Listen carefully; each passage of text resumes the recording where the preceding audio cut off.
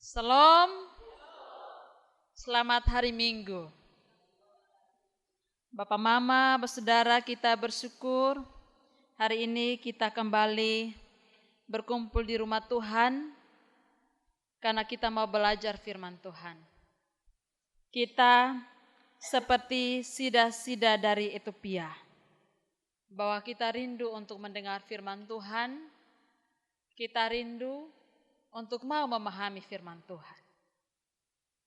Bapak Mama, tema kita dalam minggu ini, di minggu ketiga bulan pendidikan Kristen sebagai proses belajar dan berbagi.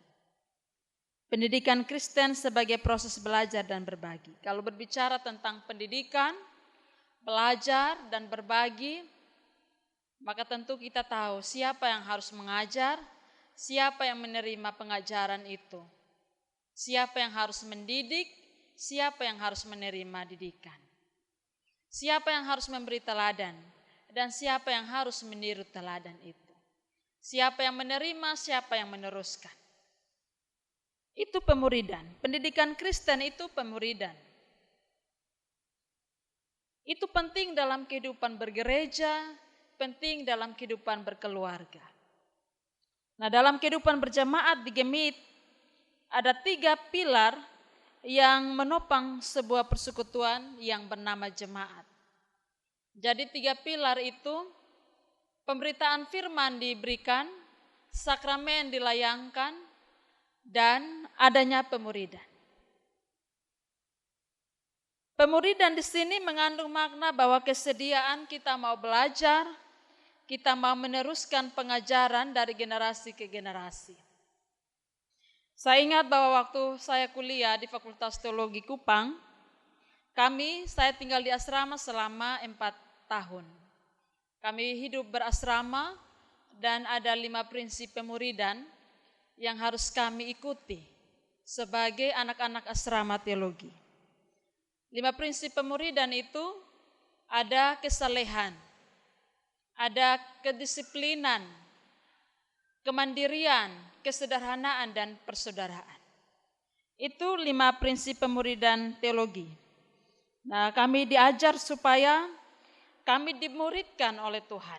Kami harus belajar Alkitab, membaca Alkitab, berdoa, mempersiapkan diri. Belajar untuk hidup saleh. Kami juga harus punya prinsip pemuridan disiplin. Disiplin kuliah, jadi harus kuliah tepat waktu. Disiplin hidup, disiplin dalam berpelayanan nanti. Ada kemandirian, kami harus mandiri, jauh dari orang tua, hidup berasrama, dan juga akan ada dalam pelayanan yang jauh, kami harus mandiri. Ada kesederhanaan, harus hidup sederhana, namun sehat dan indah. Ada persaudaraan, dan di Fakultas Teologi kami diajarkan supaya dari setiap angkatan kami harus kenal. Karena kami adalah saudara dalam pelayanan. Jadi hafal betul-betul kakak-kakak pun nama kalau baru masuk. Nah, prinsip pemuridan ini membentuk seseorang untuk menjadi hamba Tuhan. Ada yang memberi diri untuk menerima pemuridan itu, tapi ada yang dalam kebiasaan di rumah, kebiasaan di luar, susah dibentuk dan susah diatur. Dan saya menyadari bahwa terkadang prinsip-prinsip pemuridan itu yang kita anut, ada yang kita lakukan dan ada yang tidak. Saya percaya bahwa setiap keluarga Kristen dalam kehidupan berumah tangganya ada prinsip pemuridan. Bapak Mama pasti punya prinsip pemuridan itu. Ada orang tua yang memuridkan anak-anak, mengajar anak-anak bahwa hidup harus takut Tuhan. Hidup harus beribadah. Itu pemuridan. Ada orang tua yang dia bilang dia tidak mau kasih susah orang lain karena dia tidak mau dia punya anak susah ataupun juga nanti dia punya hidup susah. Itu prinsip pemuridan dalam kehidupan berkeluarga. Ada orang tua yang mengajarkan anaknya bahwa dia terus mendoakan anak-anak walaupun anak-anak tidak berubah. Jadi dia pembahasa bilang saya selalu berdoa. supaya kamu berubah. Tidak mengajarkan dengan kata-kata yang terlalu keras, penuh kata-kata yang tidak membawa berkat, tapi hanya dengan satu ungkapan, saya berdoa untuk kamu supaya kamu berubah. Sadar atau tidak, itu adalah suatu pengajaran pemuridan, bahwa dalam kuasa perkataan kita itu juga bisa memuridkan orang lain. Saya percaya itu, bahwa setiap keluarga ada punya prinsip pemuridan. Bapak mama mengajarkan anak-anak untuk hidup seperti apa. Ada keluarga yang mengajarkan anaknya hidup sederhana, hidup apa adanya. Itu prinsip pemuridan. Ada yang mengajarkan anak-anaknya untuk mandiri. Ada yang mengajarkan anak-anaknya untuk setia dengan Tuhan. Hidup jaga persaudaraan, itu prinsip pemuridan. Nah, pemuridan itu penting dalam kehidupan bergereja. Kalau berbicara tentang pendidikan Kristen sebagai proses belajar dan berbagi, berarti pemuridan. Karena kita menerima dan kita berbagi. Itu penting dalam kehidupan bergereja, penting dalam kehidupan keluarga. Karena dalam kehidupan bergereja, firman kita beritakan, sakramen kita layankan, tapi tidak ada pemuridan, maka sia-sialah pelayanan kita. Dan juga kalau dalam kehidupan keluarga, kita tidak menghidupkan pemuridan Kristen, pendidikan Kristen, maka sungguh pengajaran kita tidak membawa kuasa pemulihan bagi keluarga. Karena pemuridan, di dalam pemuridan, ada nilai, ada karakter, ada berkat bagi kita yang memberikan pengajaran itu, tapi juga yang menerima. Kalau kita mau menghasilkan generasi yang baik, sumber daya manusia yang baik, tentu kita membutuhkan proses belajar dua arah. Proses belajar dua arah di sini artinya kesempatan untuk belajar bersama dan kesempatan untuk berbagi. Itu pemuridan. Karena dalam pelayanan Yesus Kristus, Dia memuridkan para murid-murid. Dalam pengajarannya, dalam keteladanannya, itu adalah pemuridan supaya para murid-murid melanjutkan apa yang telah Dia beritakan, apa yang telah Dia firmankan, apa yang telah Dia sampaikan bagi banyak orang, dan cara hidup Dia menjadi teladan. Dalam perenungan kita di ibadah sektor, ibadah keluarga, Yesus Kristus dalam membasuh kaki para murid, Dia bilang, kamu tahu saya guru, kamu tahu saya Tuhan, karena itu apa yang saya lakukan, itu pun juga kamu lakukan. Nah, dalam kehidupan keluarga, orang tua tidak pernah bergeser jadi anak-anak. Anak-anak tetaplah anak-anak, orang tua tetap jadi orang tua. Nah, dalam hal itu kita harus tahu bahwa dalam pendidikan, apa yang harus kita lakukan? Pendidikan keluarga. Kita harus meneruskan, ketika kita menerima, kita harus meneruskan itu dalam proses belajar dan berbagi. Hari ini Bapak Mama Bersaudara, kita belajar dari kisah Sida-sida dari Ethiopia. Dia berjumpa, ada perjumpaan antara Filipus dengan dia dalam kuasa Roh Kudus. Ia memampukan mereka untuk belajar, berbagi, bertumbuh, bertobat. Nah, siapa Filipus ini?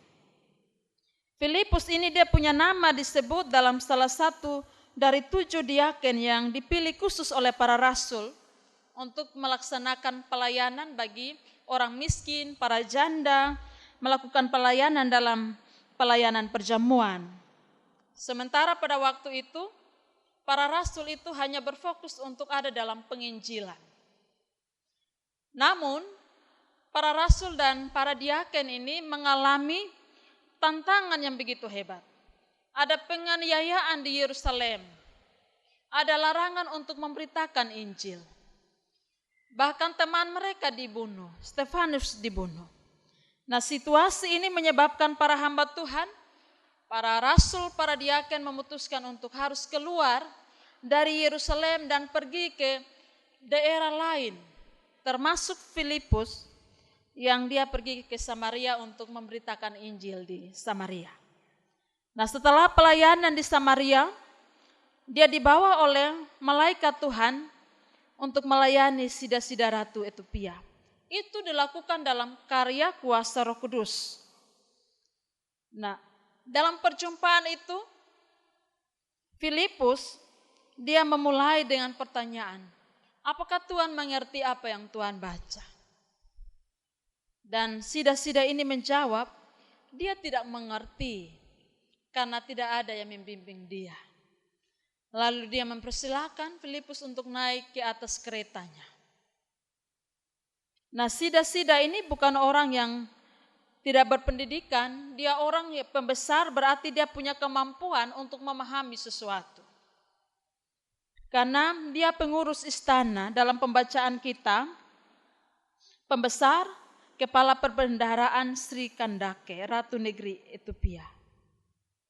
Dia seorang pembesar, dia orang yang mengerti tentang perbendaharaan, sehingga dia mengurus istana.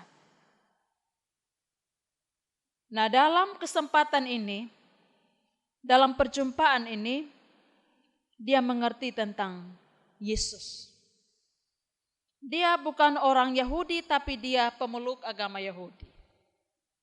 Dan terisi bagi orang-orang yang beragama Yahudi, ada di daerah manapun, walaupun seorang sida-sida ini dari Afrika, dari benua Afrika, tapi dia harus datang ke Yerusalem dalam perayaan khusus umat Yahudi untuk ada dalam perayaan.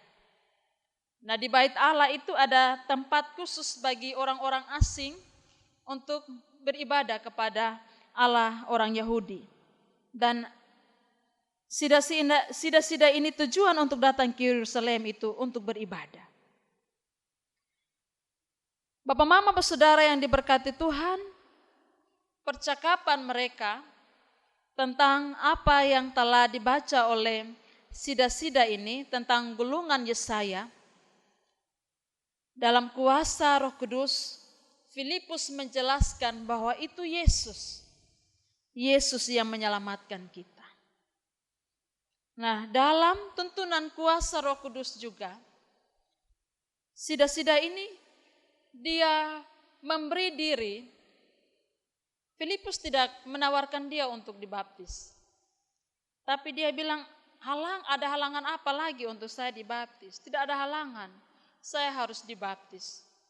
Dan ketika lihat air, dia yang suruh berhenti supaya dia menerima baptisan itu.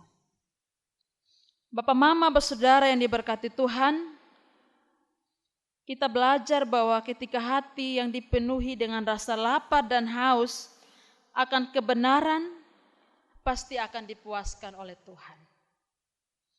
Allah memberi ruang untuk berbagi Injil dengan siapa yang Allah kehendaki untuk kita beritakan Injil. Nah, Roh Kudus dalam pribadi kita masing-masing selalu memiliki kerinduan untuk kita bersekutu dengan Allah, untuk kita mengenal lebih lagi tentang Allah dan tahu tentang firman Tuhan. Bapak, mama, pendidikan Kristen itu penting. Sebab ini proses belajar berbagi yang tidak pernah selesainya dalam kehidupan kita. Kalau selagi kita hidup masih ada, keluarga tetap berada, maka proses pendidikan tidak pernah berhenti. Proses pendidikan itu harus dilakukan dalam ketaatan dan kesetiaan kepada Tuhan. Kita belajar dari Filipus bahwa dalam tantangan ketika Tuhan meminta malaikat Tuhan menuntun dia untuk ada dalam jalan yang sepi, dia menyatakan misi Allah yang luar biasa. Dalam pendidikan, berproses berbagi, belajar dan berbagi, terkadang kita ada dalam jalan sepi itu. Kita harus lebih dulu taat dan setia pada Tuhan. Kita memahami kehendak Tuhan, barulah kita bisa menyampaikan apa yang bisa mengubah orang lain. Bapak Mama, kita semua anak-anak, kalau kita mau supaya berbaginya kita, keteladanannya kita, penuh dengan kuasa Roh Kudus yang mengubah, penuh dengan kuasa yang bisa membawa pertobatan, maka kita harus lebih dulu taat dan setia dengan Tuhan. Karena pengajaran, proses berbagi yang penuh kuasa yang bisa membawa perubahan pertobatan itu, dia bisa terjadi kalau kita lebih dulu setia dan taat dengan Tuhan. Kalau dalam kehidupan kita orang tua tidak pernah takut Tuhan. Kita orang tua tidak mau beribadah di Tuhan. Terus kita kasih tahu bilang, pergi. Anak-anak mungkin ikut tuh 1-2 kali. Setelah itu mereka tidak ikut lagi. Ini mau mengajarkan kita baru harus ada dalam jalan seperti seorang Filipus. Ketaatan, kesetiaan itu harus lebih dulu ada dalam diri kita. Supaya apa yang kita ajarkan, supaya apa yang kita bagikan itu punya kuasa. Kuasa yang merubah, kuasa yang menghidupkan, kuasa yang sungguh membawa orang-orang yang kita ajarkan itu bertobat. Tapi kalau kita tidak lebih dulu ada dalam jalan itu, tidak mungkin itu tidak akan terjadi. Tapi jika kita sudah ada dalam jalan yang sepi itu untuk kita betul-betul setia dan bergumul dengan Tuhan, harus kita lakukan terus-menerus. Karena kesetiaan di dalam Tuhan, ketaatan di dalam Tuhan akan membawa kuasa pemulihan pertobatan bagi orang lain. Kita harus lebih dulu belajar, barulah kita berbagi. Karena kalau kita tidak sungguh-sungguh belajar tentang firman Tuhan, maka bagaimana kita memberitakan itu dengan penuh kuasa? Kita yang sungguh-sungguh memperlengkapi diri dengan kuasa Tuhan dalam tuntunan Tuhan dengan firman Tuhan, apa yang kita perkatakan itu membawa kuasa pertobatan, kuasa pemulihan untuk orang mau bertobat. Tapi kita tidak lebih dulu memberikan diri untuk bertobat, memberi diri untuk taat dan setia. Perkataan kita tidak akan membawa kuasa bagi orang lain. Hanya kuasa Roh Kudus yang mampu memampukan itu bagi kita. Karena itu harus ada dalam kehidupan yang sungguh taat, sungguh setia dengan Tuhan untuk belajar tentang firman Tuhan. Pendidikan Kristen itu Bapak Mama adalah kita belajar tentang firman Tuhan. Karena namanya pendidikan Kristen harus ada dalam kehidupan keluarga. Kita ada di bulan pendidikan ini. Itu harus ada dalam kehidupan keluarga. Itu tidak boleh hilang dalam keluarga. Harus diperkatakan terus. Karena semua yang kita perkatakan dalam ketaatan dan kesetiaan kita kepada Tuhan akan memberi kuasa bagi anak-anak. Tapi itu harus ingat mulai dari diri kita. Harus menunjukkan kata dan perbuatan itu selaras. Supaya sungguh berbaginya kita itu membawa perubahan. Bapak Mama yang diberkati oleh Tuhan, anak-anak, kita yang bersekolah, kita juga diajarkan bahwa kita sekolah itu tidak tahu banyak hal. Kita seperti sida-sida ini. Bagaimana kita bisa mengerti kalau orang lain tidak bimbing kita? Karena itu kita harus belajar untuk memberi diri untuk dibimbing baik-baik. Tapi dalam tuntunan kuasa Roh, akhirnya ada yang banyak gagal karena dia tidak sungguh memberi diri untuk dibimbing. Pendidikan Kristen harus beri diri untuk belajar, beri diri untuk berbagi. Kan itu kita yang sekolah supaya kita mengerti, harus memberi diri untuk dibimbing. Dibimbing dalam pendidikan pengajaran yang baik. Seorang sida-sida, seorang pembesar, dia tidak malu untuk mengakui bahwa dia tidak mengerti. Karena itu dia butuh orang lain. Kerendahan hati untuk mau berproses, kerendahan hati untuk mau belajar itu harus ada dalam murid-murid Tuhan. Dalam diri kita semua. Menyadari bahwa kita ini tidak mengerti apa-apa. Siapa yang terlalu mengerti tentang kebenaran Tuhan, sehingga dia mampu melakukannya dalam hidup. Karena itu bagi anak-anak, sadari kelemahan kita dan belajar sungguh-sungguh pada orang yang akan membimbing kita. Karena kalau kita memberi diri dengan sungguh-sungguh dituntun, maka pasti ada kebaikan bagi kita, ada keberhasilan bagi kita.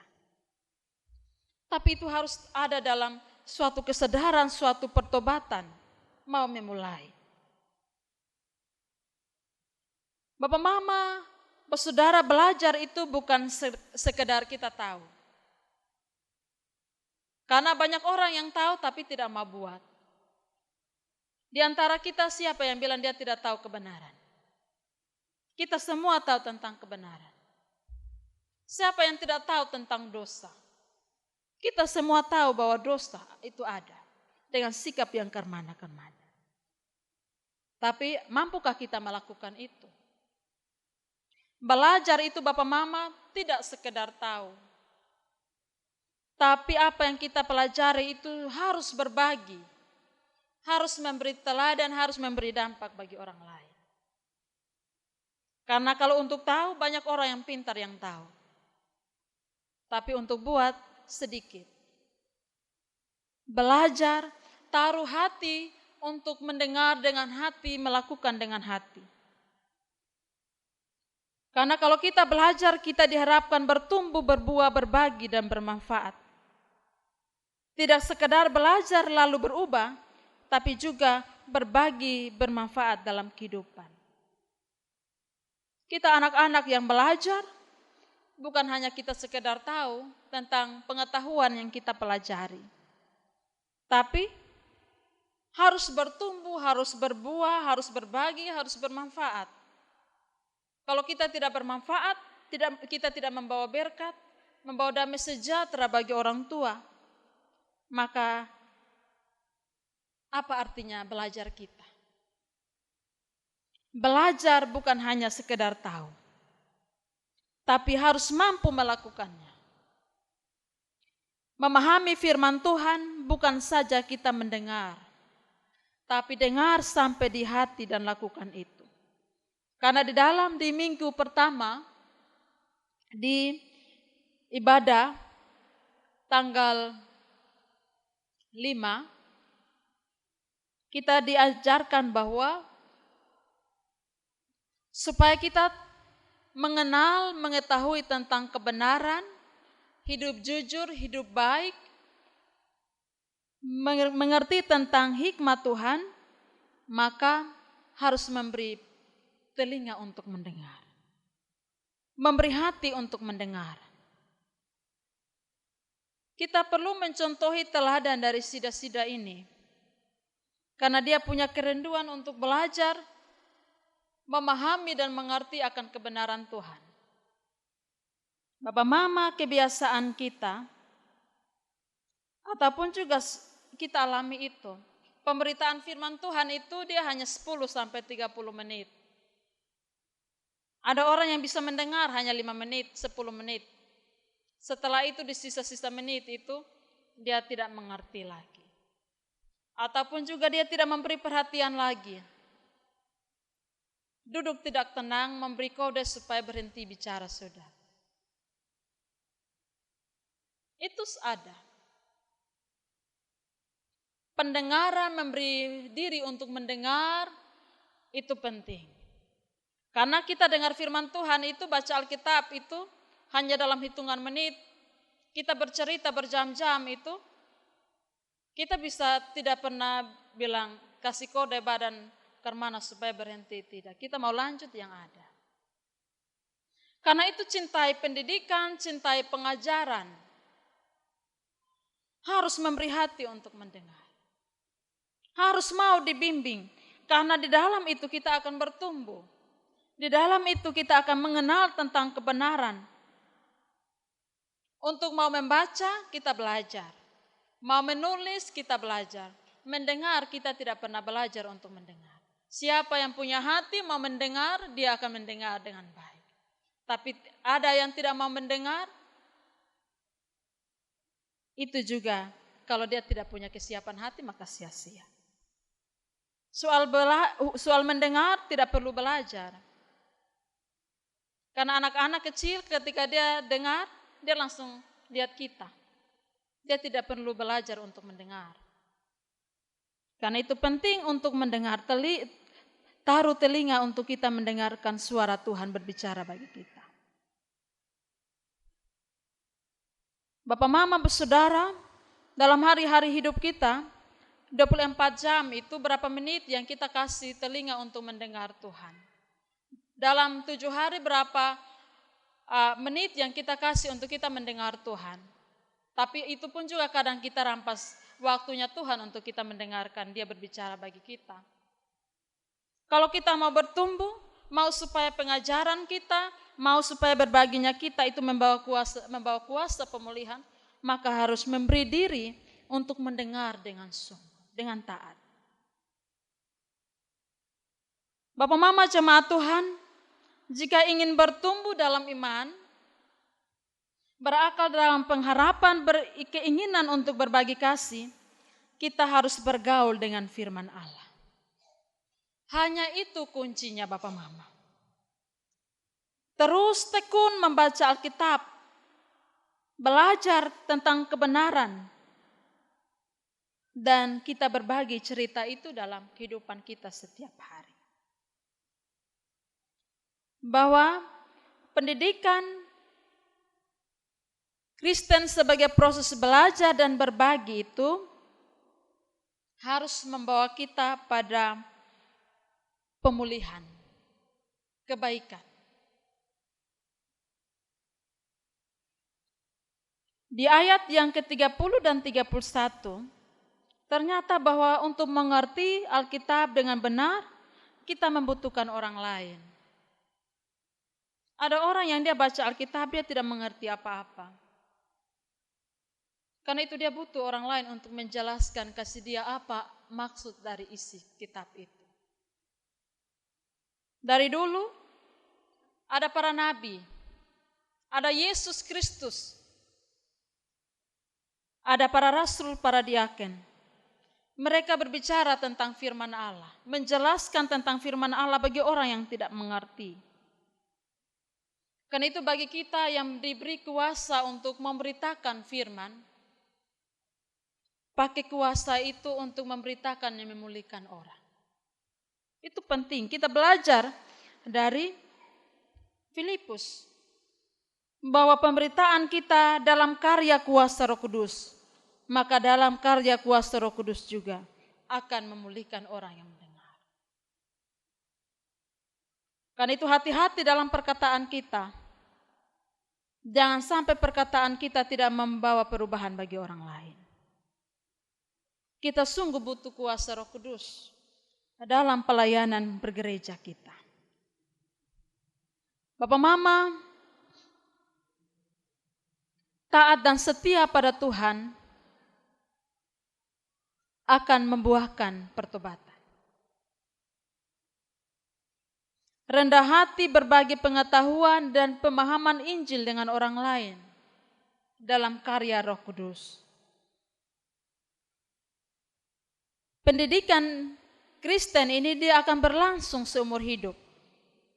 Orang tua juga dia masih terus belajar. Karena dalam kehidupan keluarganya, anak-anaknya dari balita sampai ke kanak-kanak, remaja, dewasa. Karena itu dia harus perlu belajar untuk memberikan pendidikan pada usia anak-anak itu. Kita yang anak-anak pun juga kita perlu belajar. Karena semakin hari kita bertumbuh. Tapi pendidikan Kristen itu pendidikan yang berkarakter Kristus. Pendidikan yang membuat kita mengalami kecerdasan iman. Itu yang harus kita lakukan dalam kehidupan kita. Bahwa pendidikan Kristen bukan asal pendidikan, tapi harus berkarakter Kristus. Kalau kita berkarakter Kristus, kita mampu untuk mengajarkan itu supaya orang lain juga berkarakter Kristus. Karena semakin kita mengenal Allah, semakin kita gentar dengan kuasa Allah. Semakin kita memahami kuasa Allah, itu kecerdasan iman. Karena itu jangan pernah mau untuk berhenti memuridkan diri. Setiap hari kita harus memuridkan diri kita. Dari siapa? Dari Yesus yang kita sebut Tuhan dan Guru. Kita hanya bisa tahu tentang kebenaran yang sejati, yaitu di dalam Yesus. Karena di dalam Yesus ada perubahan, ada pertobatan, ada pembaruan. Karena itu kita diingatkan bahwa di dalam Yesus ada masa depan, di dalam Yesus orang tua mengharapkan ada kebaikan bagi anak-anak, hanya di dalam Yesus kita memperoleh itu. Anak-anak kita belajar dengan karakter Kristus. Kita sekolah yang baik. Kita pergi sekolah jangan bolos dan melakukan hal-hal yang membawa kabar duka cita bagi orang tua di rumah. Pendidikan harus berkarakter Kristus. Supaya membawa kecerdasan iman bagi kita untuk melihat masa depan yang baik. Kita belajar bahwa hanya di dalam Yesus, sida-sida ini memberi diri untuk menerima baptisan, dan dia meneruskan perjalanan dengan sukacita. Maka diingatkan bagi kita bahwa dalam pendidikan Kristus sebagai proses belajar dan berbagi, di dalam Yesus kita akan meneruskan perjalanan kita dengan sukacita. Karena itu baiklah mari kita semua. Ada opa oma, ada bapa mama, ada anak-anak. Hanya Yesus yang mampu membuat kita berjalan dengan sukacita. Tidak ada orang lain, hanya Yesus. Karena kalau kita hidup di dalam Yesus, mengerti tentang kebenaran Yesus, kita akan berjalan dengan sukacita. Tapi di luar itu kita tidak akan mengalami sukacita. Karena itu Bapak Mama, saudara yang diberkati Tuhan, marilah kita kembali ke dalam kehidupan kita dengan membawa semangat ini. Supaya kita melanjutkan pendidikan Kristen sebagai proses belajar dan berbagi dalam kehidupan keluarga kita. Hanya Yesus itu yang harus menjadi kekuatan kita. Tuhan memberkati kita semua. Amin.